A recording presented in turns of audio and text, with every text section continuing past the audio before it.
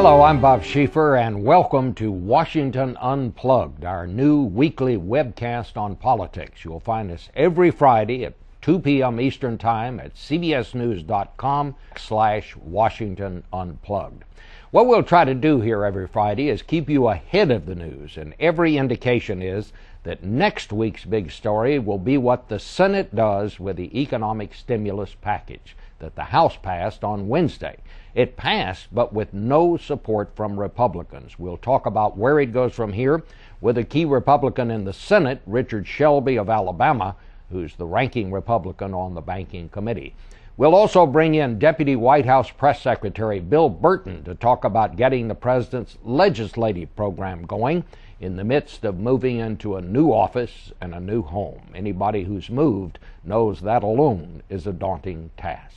Later, we'll be joined by CBS News White House correspondent Chip Reed, our chief political consultant Mark Ambender, and Politico.com's Nia Malika Henderson to talk about the new administration's new approach.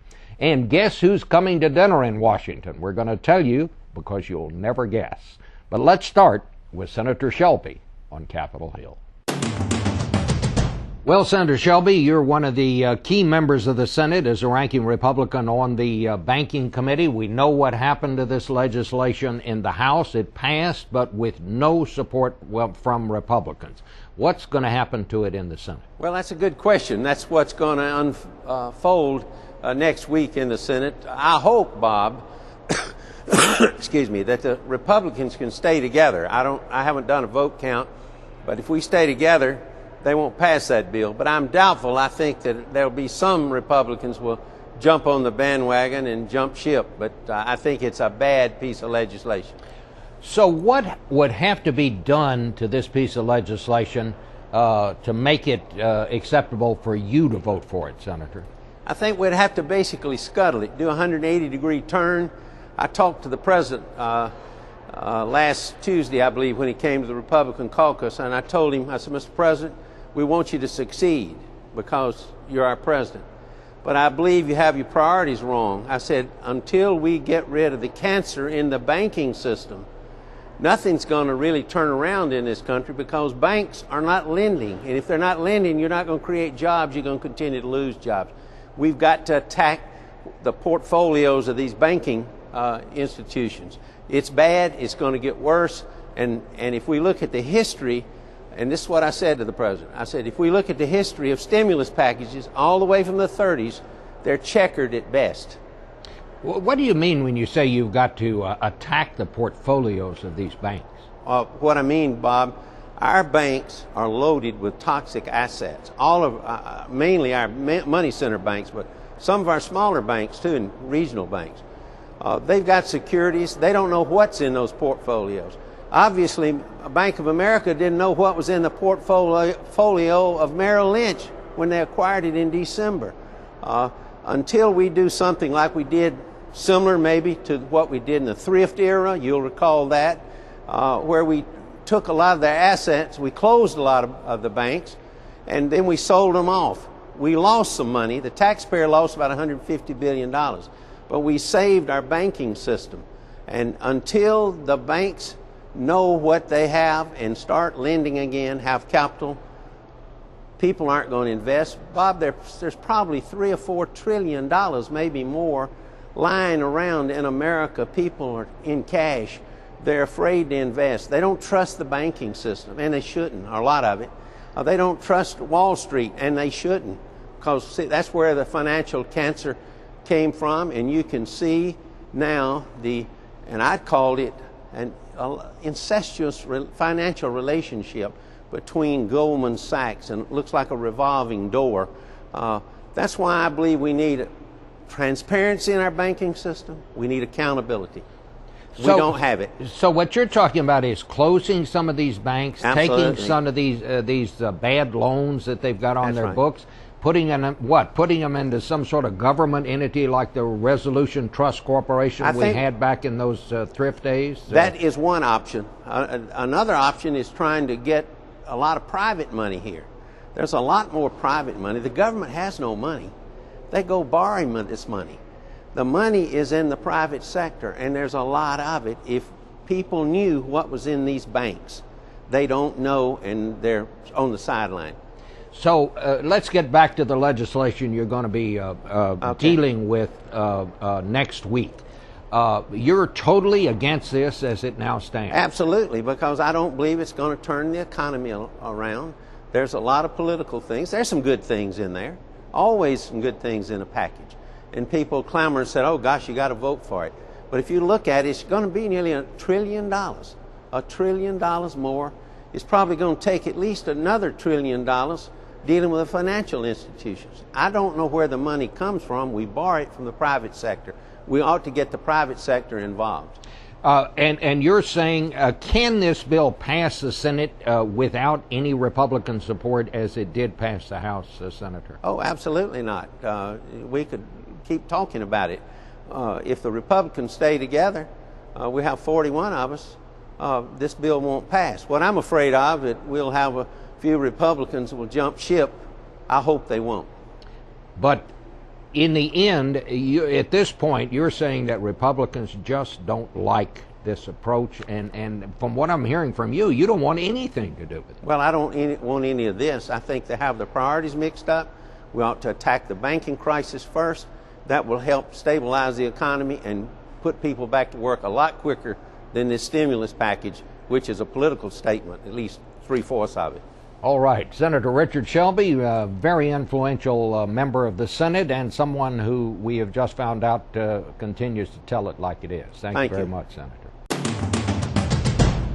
This is Washington Unplugged, but we are joined now by some of Washington's most plugged in, CBS News White House correspondent Chip Reed, our chief political consultant Mark Ambender, and Politico's Nia Malika Henderson.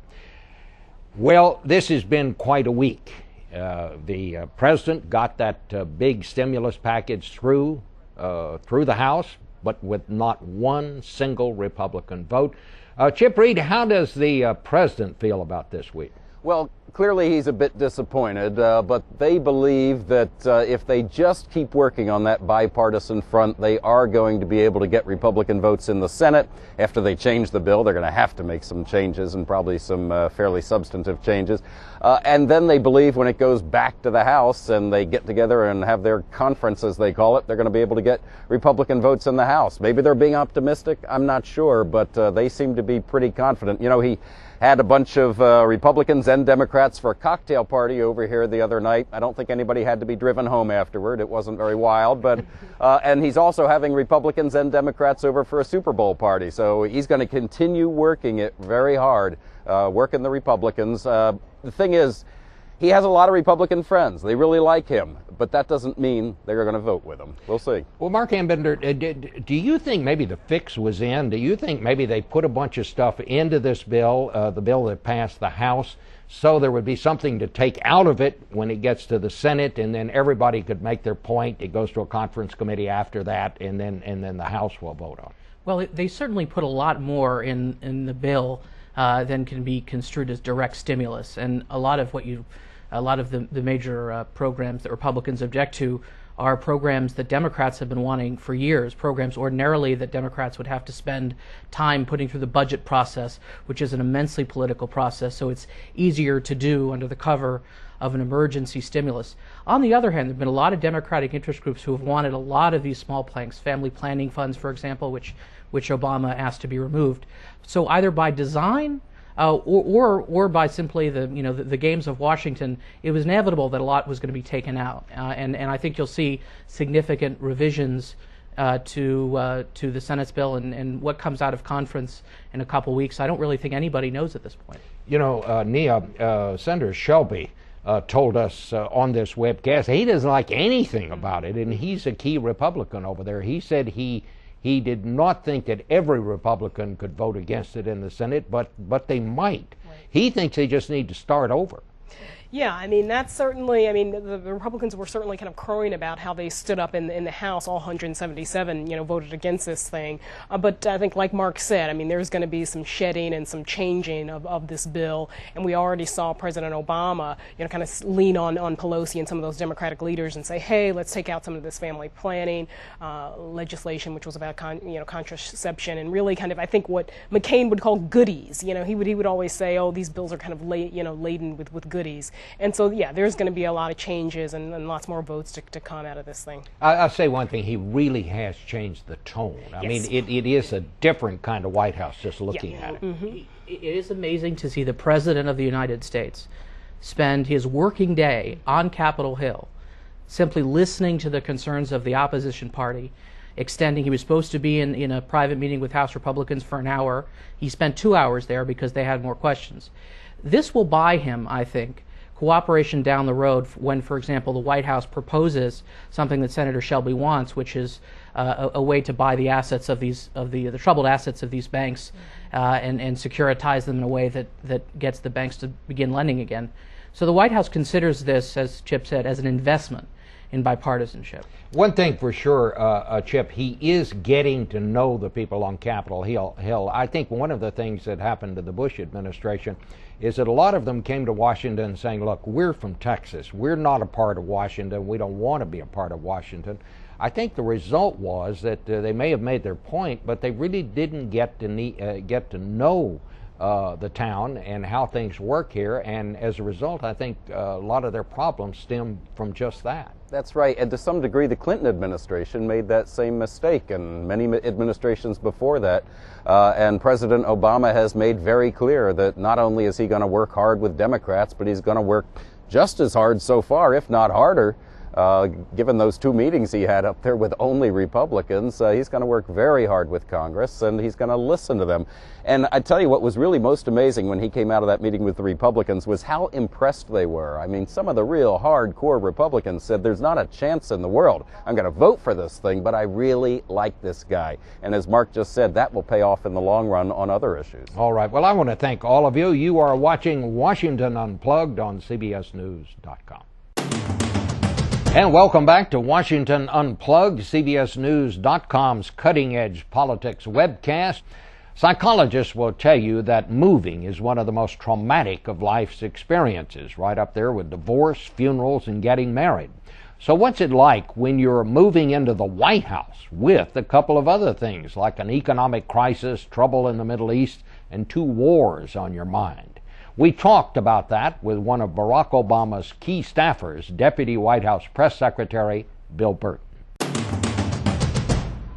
Well, Bill, you are one of those people who's been around Washington for a while. You've had various jobs on the Hill, other political jobs. You worked in the campaign, but now here you are moving into the White House. We all know it's tough to move, but when you got a lot of things on your mind on top of that, what's it been like in these first days over there? Well, it's been pretty great, frankly. We worked towards this for the last 2 years in order to have the opportunity to come to the White House and serve the American people. And now that we're actually here, it's hard not to feel a real sense of history and meaning every time you walk through those doors. And right from the starting gate, the president wanted to have an aggressive and urgent agenda. And so we've gotten right to work. There are a couple of technical hiccups here and there, and people are still finding their offices on their way to the White House mess, but overall it's been a great transition into the White House, and we're having what has been a really productive and successful first week, I think. But it has been a challenge, as to my understanding. I'm told that the voicemail didn't work for a while. Obviously, a lot of people didn't know exactly where their offices were going to be. There was trouble with the computers. How are you coming along on all that? We're coming along great. When email was down for a little while, even though there were some frustrations that come along with it, it was also a good opportunity to actually talk to some of our colleagues in the media and actually walk back and see them in their offices instead of just the cold communication that comes with email. So things are going fine, though. The email's up, the computers are working, people have found their offices, and things are rolling along just fine. We need a big infrastructure in order to get done the work that we need to get done, and it's in place, and we're moving forward at a pretty aggressive pace. But that's pretty interesting. You just said you had to have face-to-face conversations with people. I guess for some of the young people in the campaign, that was kind of a different thing, I guess, wasn't it? It had a novelty to it, especially for those of us who were in Chicago for 2 years. We didn't see a whole lot of the National Press Corps except when they came out to town to visit from time to time. So now that we're here and we're settled in, we've been able to do a lot of things. The president signed equal pay into law. The House was able to pass his economic recovery and reinvestment plan, and now it goes to the Senate, where there's a lot more work to do with Democrats and Republicans to get this done as fast as we can in the most efficient and effective way that we can to get the economy moving again. And we found out this week, this is somebody who knows a little bit about wintertime and snow. When Washington closed the schools, of course, everybody in Washington knows the first time it snows, it's the first time it's ever snowed here. Yeah, that's right. The town just shuts down, and the new president managed to say this would have been nothing in Chicago. And I noticed one of his kids, he reported, said, well, we'd have had recess in weather like this. So I guess they're doing a little adjusting too. Yeah, that's right. Everybody's adjusting, but I think that we've been able to settle in. We had the transition period where there's a lot of work going on so that we would be able to hit the ground running from Inauguration Day. But there was also a transition period for those of us who are moving back to Washington or coming here for the first time, or the Obama family moving here altogether. So I think that we've transitioned here. We've hit the ground running. We're working hard. And things are really moving. Let's talk a little business here. Richard Shelby, who's one of the key Republicans in the Senate, said flatly he doesn't like anything that's in the president's stimulus package. He's like the Republicans over in the House. He's not sure that it's going to get very much support from Republicans in the Senate. What are you going to have to do to get that bill passed in the Senate? Well, this is a long process, and we've just started with the House passing the plan just this week. The president is going to do what he's already started doing, which is work with Republicans and Democrats in order to get a plan that can get agreement on both sides of the aisle. And so he was up on Capitol Hill. He's invited Republicans and Democrats here to the White House already. On Sunday, there'll be a bunch here to watch the Super Bowl with him. And what we're going to do, what the president's going to continue to do, is make sure that we're getting as many good ideas as we can into this plan and make sure that it is as effective and moves as fast as it possibly can. Just today, new numbers show that the economy has contracted some 3.8% over the course of the last quarter.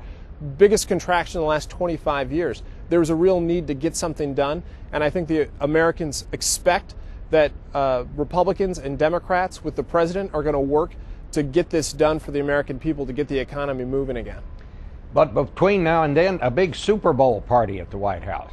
That's right. It'll be a Super Bowl party. I think we'll try to put partisan politics aside for one night to watch the Steelers and the Cardinals take it on. The president and the vice president both said that they'll be rooting for the Steelers on Sunday. It should be a fun time. It'll be a good group of lawmakers and friends of the president. And I think it'll be a good opportunity for folks to see each other outside of the context of just the negotiations over legislation, and instead see families and kids and actually be able to get together on that level. Does the president bet on sports events, or would you tell me if he did? If he does, I don't know about it. All right. Bill Burton, thanks a lot. Hope to talk to you again. Thanks, Bob. Finally today, guess who's coming to dinner in Washington? Alaska Governor Sarah Palin, that's who, and it's not some potluck supper in a church basement. It's one of those big Washington dinners being put on this weekend by the Alfalfa Club. It's a lot like the White House Correspondents Association dinner without the White House correspondents. The guests include a lot of A-list Washington swells, politicians, movers, shakers, and they'll all be decked out in white tie and tails. And am I hearing this right, that Governor Palin said it's a good chance to have dinner with the president? I wonder if Katie Couric is going. Maybe she could buttonhole the governor for another quick interview. We'd sure put it on Face the Nation Sunday. We've already booked Senate Republican leader Mitch McConnell, New York Senator Chuck Schumer, and New York Times columnist David Brooks, but we'd find a place for that one if she gets the interview. We'll see you then, and of course, on CBSNews.com.